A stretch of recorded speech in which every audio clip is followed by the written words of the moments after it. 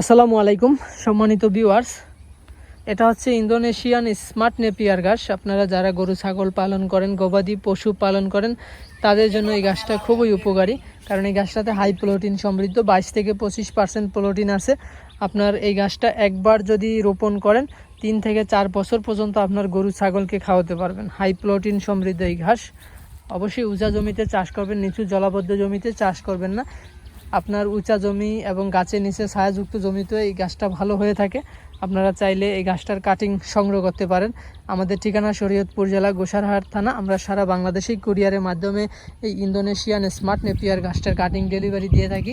এটার সুবিধা হচ্ছে আপনার একটি কাটিং রোপণ করলে 40 থেকে 50টার মতো একটা সোপায় ঘাস হয়।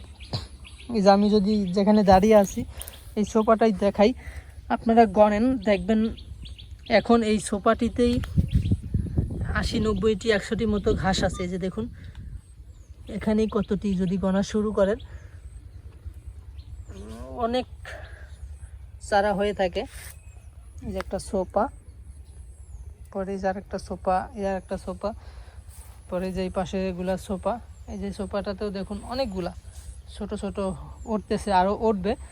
এরকমভাবে অনেক জোপালো হয়ে থাকে এবং দেখুন কোনো ফাঁকা নাই। এখানে যে নিচের এগুলো দেখুন ফাঁকা দেখা যায় এখন, কিন্তু গাছটা যখন আবার এরকম হবে তখন আবার সম্পূর্ণ অংশ ভরে যাবে। এরকম বেশি জোপালো হয়ে থাকে। 22 থেকে 25% প্রোটিন সমৃদ্ধ এই ঘাসটি আপনারা আপনাদের গরু ছাগলের জন্য চাষ করতে পারেন। আমরা সারা বাংলাদেশেই কুরিয়ারের মাধ্যমে এই ঘাসের কাটিং ডেলিভারি দিয়ে থাকি। আপনারা যে কোনো জায়গা থেকেই এই ঘাসের কাটিং সংগ্রহ করতে পারবেন। তো দর্শক, আপনাদের যাদের উঁচু জমি আছে, ঘাসের সমস্যা, গরু ছাগল পালন করেন অথবা খামার শুরু করবেন ভাবতেছেন, তারা অবশ্যই আগে ঘাস চাষ করবেন, তারপর খামার শুরু করবেন। আর যারা অলরেডি শুরু করে দিয়েছেন, ঘাসের সমস্যা বা বাসা বাড়িতে 2-1টি গরু পালন করেন, আপনাদের উঁচু জমি আছে, তারা এই ইন্দোনেশিয়ান স্মার্ট নেপিয়ার ঘাসটা চাষ করতে পারেন। এর পাশাপাশি আমাদের কাছে জারা one, Taiwan hybrid, Guatemala hybrid, অজানা হাইব্রিড, জার্মান হোয়াইট হাইব্রিড এই ঘাসেরও কাটিং অ্যাভেলেবেল আছে। আপনারা চাইলে সংগ্রহ করতে পারবেন।